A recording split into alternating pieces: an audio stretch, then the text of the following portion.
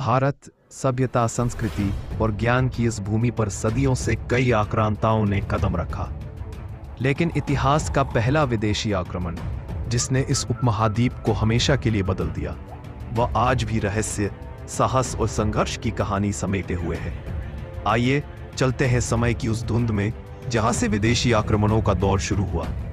ईसा पूर्व 6ठी से 4ठी शताब्दी के बीच का भारत समृद्ध, सशक्त और सांस्कृतिक रूप से उन्नत। गंगा के मैदानों में महाजनपदों का उदय, व्यापारिक मार्गों पर चहल पहल और राजनैतिक विस्तार। किसी भी बाहरी शक्ति के लिए यह भूमि आकर्षण का केंद्र थी। उधर पश्चिम में एक नया साम्राज्य उभर रहा था, फारस, पर्शियन एम्पायर। साइरस महान और फिर दारियस जैसे शक्तिशाली शासकों ने अपने साम्राज्य को तेजी से एशिया की ओर फैलाया।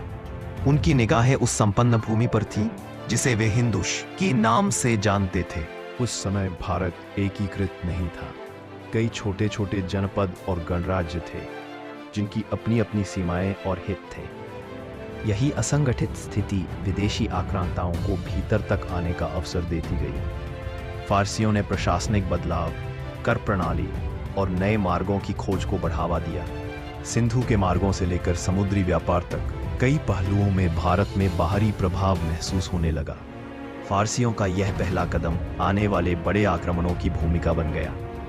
अलेक्जेंडर का भारत आगमन, यूनानियों का प्रभाव और सदियों बाद तुर्कों व मुगलों का विस्तार, सब कुछ एक श्रृंखला की तरह शुरू हुआ इसी पहले विदेशी आक्रमण से।